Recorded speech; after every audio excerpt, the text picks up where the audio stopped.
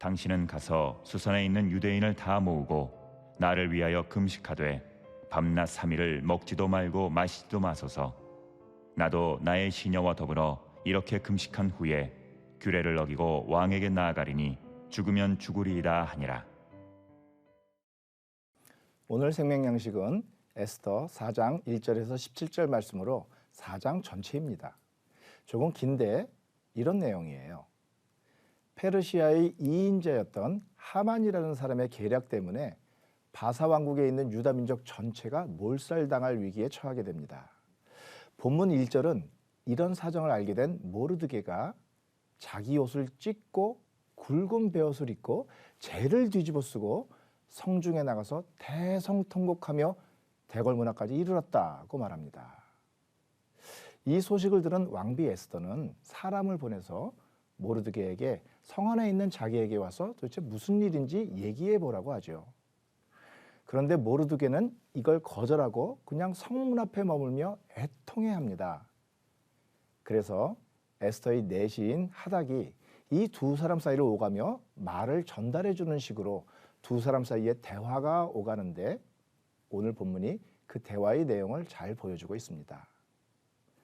먼저 8절과 9절에서 모르드게는 수산궁에서 내린 조서 초본을 하닥에게 주어 에스더에게 보여 알게 하고 또 그에게 부탁하여 왕에게 나아가서 그 앞에서 자기 민족을 위하여 간절히 구하라고 합니다. 왕비인 에스더야, 내가 왕에게 부탁을 좀 해서 문제를 해결해보라는 것입니다.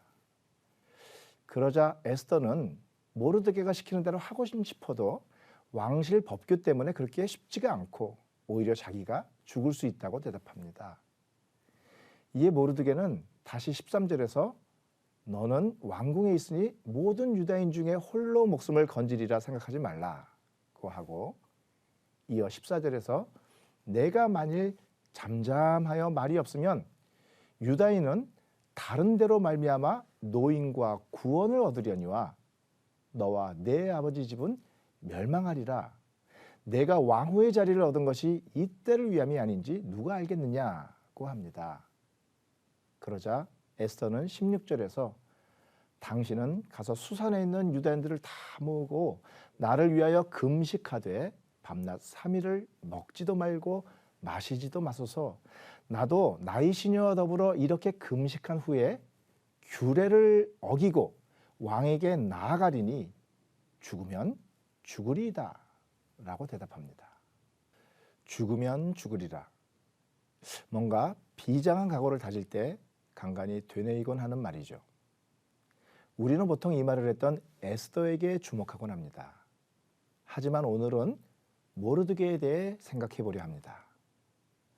우선 모르드게는 지금 벌어진 상황에서 유다 백성을 살릴 수 있는 유일한 사람이 바로 왕뿐이라는 것을 분명하게 알고 있습니다. 그래서 그는 왕비인 에스더에게 일을 부탁한 것입니다. 그런데 이 관점에서 볼 때 모르드게의 행동이 조금은 이상합니다. 중요한 건 에스더로 하여금 왕에게 간청하도록 하는 것인데 정작 그는 에스더를 직접 만나러 가지 않습니다. 그냥 내시를 통해 뜻만 전해요. 그러고는 아무도 자신에게 귀 기울여지지 않는 성문 앞에서 울부짖고만 있습니다.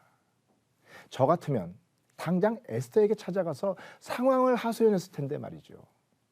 도대체 왜 그랬을까요? 어쩌면 그 이유를 본문 14절에서 에스더에게 한 그의 말에서 살짝 엿볼 수 있을 것 같습니다. 다시 한번 보실까요? 내가 만일 잠잠하여 말이 없으면 유다인은 다른 데로 말미암아 노임과 구원을 얻으려니와 너와 내 아버지 집은 멸망하리라. 내가 왕후의 자리를 얻은 것이 이때를 위함이 아닌지 누가 알겠느냐. 자, 무슨 말입니까? 모르드게는 유다인이 몰살당할 상황임에도 불구하고 이 위기에서 이 백성이 구원을 얻을 것이라고 생각하고 있습니다. 본문에는 하나님이 전혀 언급되지 않지만 모르드게는 하나님께서 당신의 백성들이 몰살되도록 그냥 내버려 두지는 않을 것이라는 믿음이 있었던 것입니다. 그러니 에스더에게 혹시 죽임을 당하더라도 왕에게 간구하라고 하는 모르드게의 권면은 유다 민족을 살리기 위해 에스더를 사지로 몰아넣는 그런 것은 아닌 듯합니다. 다시 말해, 에스더야, 미안하지만 네가 희생을 하더라도 우리 민족이 살아야 하지 않겠느냐라는 게 아니에요. 오히려 이스라엘에게 구원을 베푸실 하나님의 놀라운 역사에 함께 동참하자는 권면처럼 보입니다.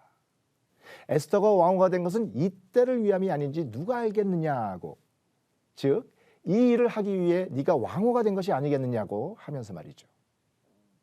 이렇게 보면 모르드게가 성문을 떠나지 않았던 것도 조금은 이해가 됩니다.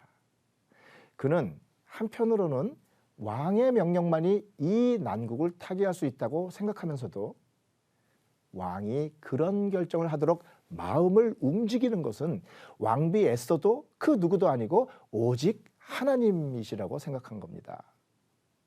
그러니 성문 앞에서 옷을 찢고 재를 뿌리며 울부짖는 그의 모습은 얼핏 바사 왕에게 호소하는 자의 모습 같지만 알고 보면 여호와 하나님께 호소하며 간구하는 자의 모습이었던 겁니다. 도움을 구하기 위해 사람을 찾기보다는 하나님께 나아가는 자의 모습이죠. 자, 이렇게 보면 죽으면 죽으리라는 에스더의 저 유명한 말은 사실 에스더의 결단이기 전에 모르드게의 결단이 아닌가 하는 생각이 듭니다. 에스더가 마음먹은 게 아니라 모르드게가 에스더에게 그렇게 해야 하는 것 아니냐고, 다시 말해 하나님께 구하는 것을 위해 우리가 할 수 있는 일이 있다면 죽음을 무릅쓰고서라도 해야 하지 않겠느냐고 에스더를 설득하는 것 같습니다. 죽으면 죽으리라. 이 말이 뭘 의미할까요? 종종 이 말은 순교 정신을 의미하는 것으로 이해됩니다. 맞아요. 그렇습니다. 주님의 일을 감당하기 위해 우리는 죽음을 불사해야 할 것입니다. 하지만 그것만은 아닌 것 같습니다.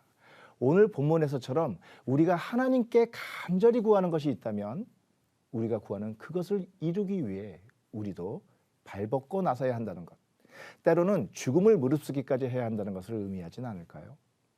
우리가 간구하는 것을 이루기 위해 우리가 할 수 있는 것이 아무것도 없다면 우리는 기도할 뿐입니다.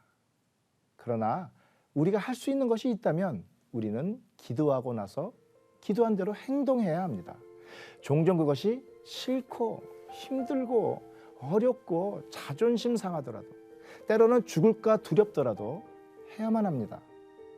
그러면서 간절히 기도할 때 하나님께서 반드시 우리가 기대하는 것 이상으로 놀랍게 응답해 주실 것입니다.